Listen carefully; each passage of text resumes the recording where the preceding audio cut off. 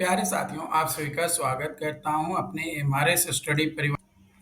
तो डियर, जैसा कि आपको पता है कि मैं मेट्रो इंजीनियरिंग एंड सिस्टम या मेट्रो सिस्टम एंड इंजीनियरिंग जो है हम लोग डिस्कस कर रहे थे। तो ये जो मेट्रो सिस्टम एंड इंजीनियरिंग ये जो सब्जेक्ट है, ये एक इलेक्टिव पेपर है। आप लोगों को अच्छे से पता चल गया होगा। तो हम लोगों ने 3 मॉड्यूल अब तक जो है यहाँ पे कंप्लीट किया। Module 1, module 2, module 3। ये 3 मॉड्यूल आपका जो है समाप्त हो गए हैं। अब ये तीनों मॉड्यूल पे बेस्ड कई सारे क्वेश्चंस मैंने आप लोगों को एमसीक्यू दे रखा है, थ्योरेटिकल क्वेश्चंस भी दे रखा है। आई होप कि आप उसे देखे होंगे, समझे होंगे और उसे और बेटर समझने की कोशिश कर रहे होंगे। देखो, प्रैक्टिस अगर आप नहीं करोगे तो लॉस आपका होगा। तो प्रैक्टिस तो आपको करना ही पड़ेगा। प्रैक्टिस के लिए कोई दूसरा या तीसरा पर्सन आपके सामने नहीं आएगा। प्रैक्टिस आपको खुद ही करना पड़ेगा। ठीक है, प्रैक्टिस आपको खुद ही करना पड़ेगा। प्रैक्टिस आपको दूसरा कोई करवाने नहीं आएगा। ऐसे भी बोला जाता है कि प्रैक्टिस मेक्स मैन परफेक्ट। जितना ज्यादा आप प्रैक्टिस करोगे उतना ही ज्यादा आप परफेक्ट पर्सन बनोगे। तो प्रैक्टिस करोगे तभी आप परफेक्ट बनोगे। बिना प्रैक्टिस के आप परफेक्ट कभी नहीं बन सकते। जितना ज्यादा प्रैक्टिस करोगे उतना ही परफेक्ट आप बनोगे और उतना ही अच्छा नंबर आपका जो है आपके सेमेस्टर एग्जाम्स में देखने को मिलेगा।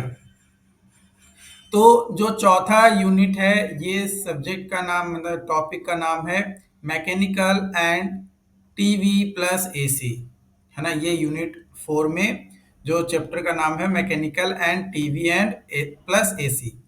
तो इसमें सबसे पहला पॉइंट है रोलिंग स्टॉक।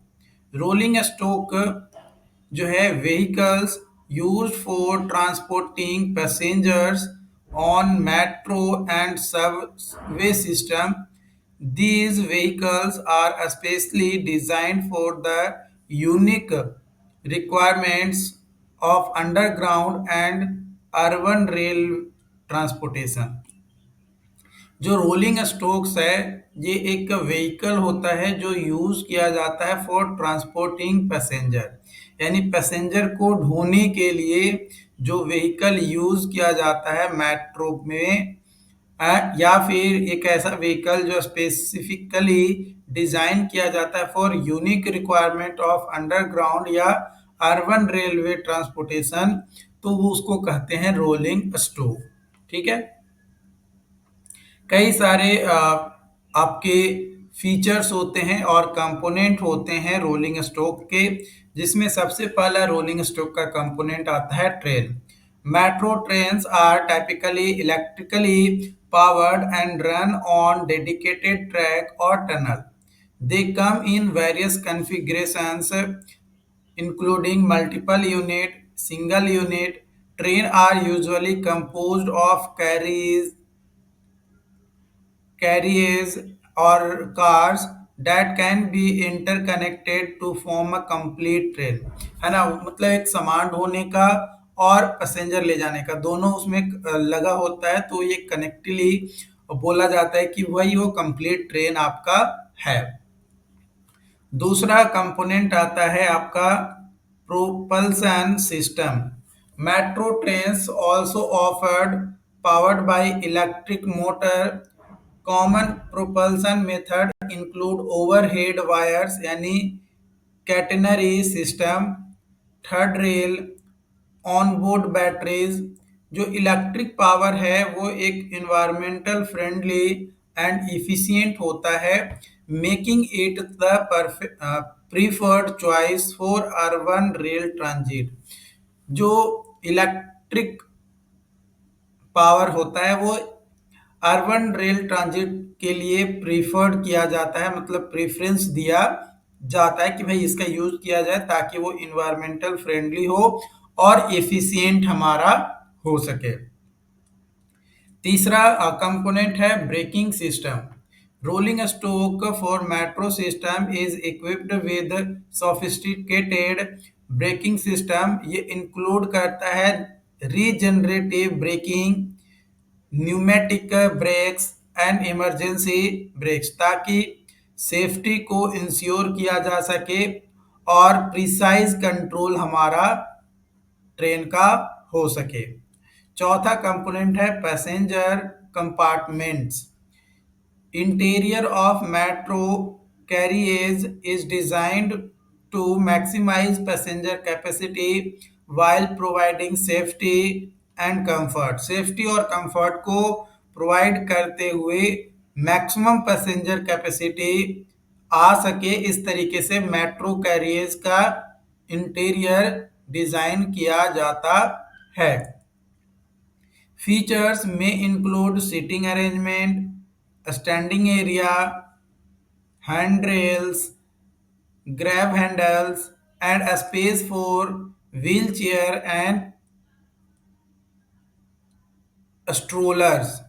तो ये पैसेंजर कंपार्टमेंट्स के बारे में था। उसके बाद आपका जो है रोलिंग स्टॉक का कंपोनेंट आता है डोर्स। तो metro carriages have multiple set of doors that open and close quickly to facilitate rapid passenger boarding and disembarkations. Safety system ensure that door do not open when train is in motion and that they reopen if an obstruction is detected। मतलब train जो है उसका gate open नहीं होगा अगर वो चल रहा है मेट्रो, और अगर कोई ऑब्स्ट्रक्शन डिटेक्ट हुआ तो ओपन हो सकता है। ऐसा नहीं है कि ओपन नहीं होगा, होगा, लेकिन कोई ऑब्स्ट्रक्शन डिटेक्ट होगा तब। उसके बाद अगला कंपोनेंट है signage and information system. Metro cars offer often include displays, signs and public address system to provide information to passenger about current station, next station and safety instructions, ताकि जो भी passenger travel कर रहे हैं metro के अंदर बैठकर उन लोगों को पता चल सके कि भाई वो कौन सा स्टेशन आया है, कौन सा स्टेशन पे उन्हें उतरना है, ये चीजें। उसके बाद अगला कंपोनेंट आता है air conditioning and ventilation. Metro system are equipped with air conditioning and ventilation system to ensure passenger comfort and maintain good air quality, है ना। अच्छा एयर क्वालिटी को भी मेंटेन करना मेट्रो सिस्टम के अंदर या मेट्रो ट्रेन के अंदर ये जरूरी होता है। अगला है component accessibility. Metro system strive to have accessible to people with disabilities. This includes features like ramps, elevators, and dedicated spaces for wheelchairs, as well as audio and visual announcements। अगला है safety features. Rolling stock for metro systems. Rolling stock for metro system incorporates various safety features such as emergency intercoms, fire suppression system, emergency lighting and surveillance camera.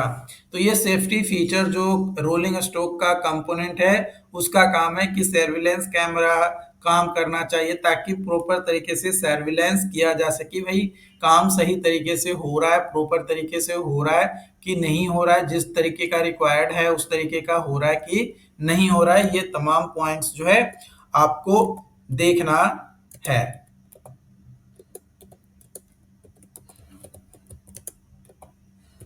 Okay, उसके बाद अगला component आपका आता है maintenance facilities. Maintenance facilities.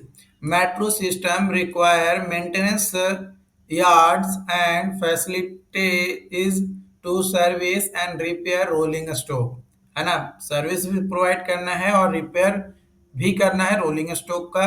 This facilities often include workshop, cleaning station, storage area for train, ताकि better repairing और service और maintenance हो सके। उसके बाद आता है driver cab. In some metro system, there is driver cab at one end of train, while other may be fully automated.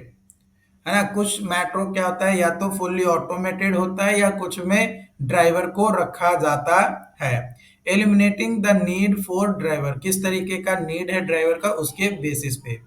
Automation can increase operational efficiency, जो ऑटोमेशन होता है वो इंक्रीज करता है ऑपरेशनल इफिशियंसी को, एंड रिड्यूस करता है risk of human error, जो रिस्क होता है ह्यूमन एरर का उसको रिड्यूस करता है। लेकिन ऑटोमेशन में भी दिक्कतें आती हैं, कई बार सिस्टम एरर के कारण से कुछ गड़बड़ी हो जाता है मेट्रो में।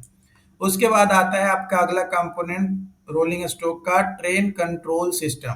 Metro trains are equipped with advance train control system, जो कि इंश्योर करता है proper spacing between trains, maintain safe speed, control acceleration and de acceleration. तो ये तमाम चीजें को जो है क्या करता है, कंट्रोल करता है। अगला पॉइंट है आपका यहाँ पे, recommended and design sequence of coaches are. क्या रिकमेंड किया जाता है और डिजाइन सीक्वेंस क्या होना चाहिए कोचेज का। तो सबसे पहला है 3 car unit. 3 car unit consider किया जाता है एक basic unit of metro system. इस सिस्टम में 2 डीएमसी कोच होते हैं और एक ट्रेलर कोच होता है। ये सबसे छोटा रिकमेंडेड सीक्वेंस होता है मेट्रो ऑपरेशंस के लिए, जो मेट्रो सिस्टम होता है उसमें। और ये प्रीफर्ड किया जाता है in place with low population density, मतलब जहाँ पे पॉपुलेशन डेंसिटी बहुत ही कम होता है वहां पे 3 कार यूनिट यानी 3 कोच वाला मेट्रो ट्रेन को रन करवाया जाता है। उसके बाद आता है 4 कार या 8 कार यूनिट या फिर एंड 6 कार या 9 car train units. Such units are more appropriate for densely populated urban centre of the world, मतलब जहाँ पे सबसे ज्यादा डेंस पॉपुलेटेड एरिया होता है वहां पे हम इसका यूज करते हैं। Motorisation and coach type are determined based on various factors of energy efficiency and regeneration level. Pantograph or other electrical equipments required and motor size required for proper acceleration. In general, for 6/9 car trains, इसमें 66% motorisation होता है जो कि prefer किया जाता है, which means that out of all the coaches 66% are either driving motor coach यानी DMC and motor coach MC and rest are trailer coach यानी TC। सिमिलरली 4/8 कार ट्रेन में 75% मोटराइजेशन प्रीफर किया जाता है और 25% जो है आपका टीसी यानी ट्रेलर कोच आपका होता है। इन टर्म ऑफ पीएचपीडीटी यानी peak hour peak traffic demand, जो वैल्यू है उसके हिसाब से जो मेट्रो सिस्टम है वो डिफाइन किया जाता है। अगर आपका मेट्रो सिस्टम बात किया जाए 15,000 से 30,000 है तो लाइट रेल ट्रांजिट होता है यानी एलआरटी होता है, जो कि उत्तर ट्रांजिट अथॉरिटी या ट्रैक्स होता है। Was once one of the fastest growing light rail system in the United State, ये यूनाइटेड स्टेट में होता है जनरली। उसके बाद आता है 30,000 से 45,000 medium capacity system MCS Taipei metro line, जो कि वेन्हू लाइन है आपका। और 45,000 से 75,000 heavy MRTS New York city subway is the world largest single operator rapid transit system जो है ये आपका है। तो ये different types of metro system की बात किया जाए बेस्ड ऑन PHPDT वैल्यू के बेसिस पे। ऑपरेशन ऑफ मेट्रो, मेट्रो के ऑपरेशंस के बारे में अगर बात किया जाए तो one crucial fact about metro is to understand that metros are designed for convenience and not as faster means of transport. मतलब जो मेट्रो है वो फास्टर मीन्स ऑफ ट्रांसपोर्टेशन के तौर पे नहीं है, लेकिन वो क्या है, कन्वेनियंट के तौर पे कि भाई कन्वेनियंस पैसेंजर्स को कन्वेनियंट मिले, तेज भी चले और कन्वेनियंट भी हो।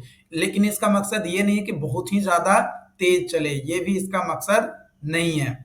This means that each metro station is designed in such a manner that distance between consecutive station is only few kilometers.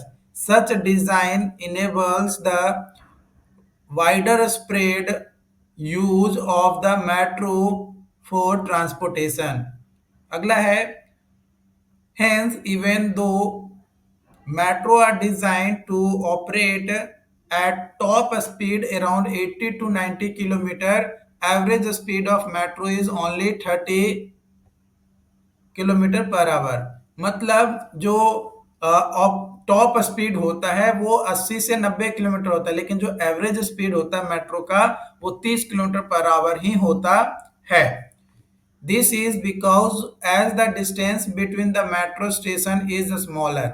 Distance जो होता है मेट्रो स्टेशन का वो कम होता है, तो metro is usually not able to operate at top operational speed. Top operational speed को maintain नहीं किया जाता है, बस नॉर्मल एक एवरेज स्पीड लेकर चला जाता है 30 kilometre per hour. Braking system, A conventional braking system is a form of mechanical linkage।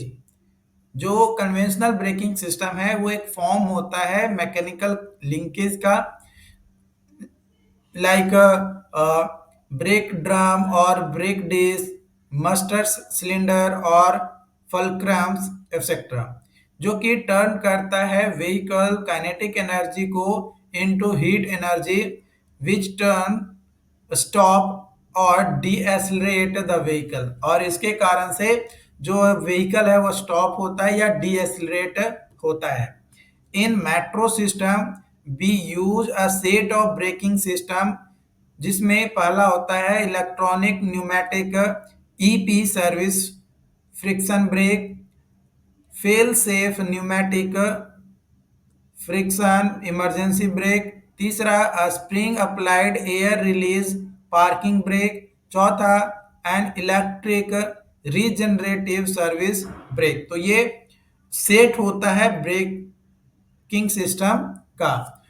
Provision of smooth and continuous blending electropneumatic and regenerative braking का।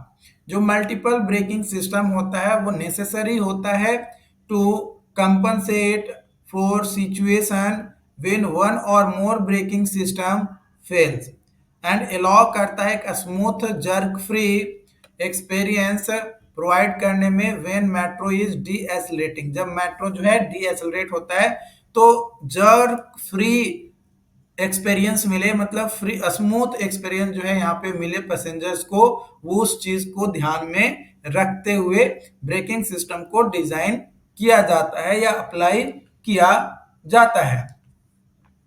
द रीजनरेटिव ब्रेकिंग, जो regenerative braking होता है will be main brake power होता है train का and will regain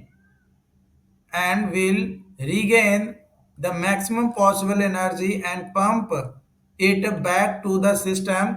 It is used in conjunction with friction based braking and to bring, है ना, breaking को ब्रिंग करता है about train to standstill position, मतलब अब उसके अपने पोजीशन में खड़े रहने में भी मदद करता है। ये ब्रेकिंग सिस्टम के कारण से ही हो पाता है।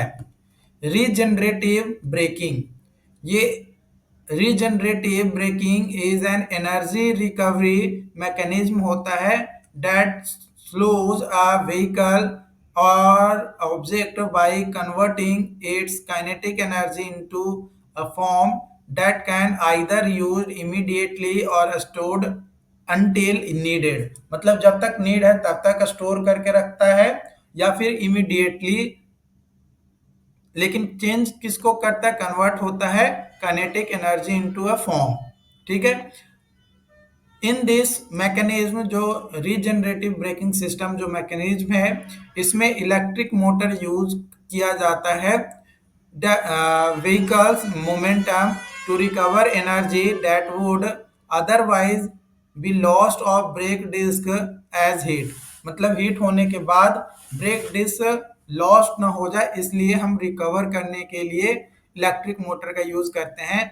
This energy is converted into electrical energy, और उसको फिर बाद में यूज किया जाता है इलेक्ट्रिकल एनर्जी के तौर पे by using the dynamo, dynamo का यूज करके।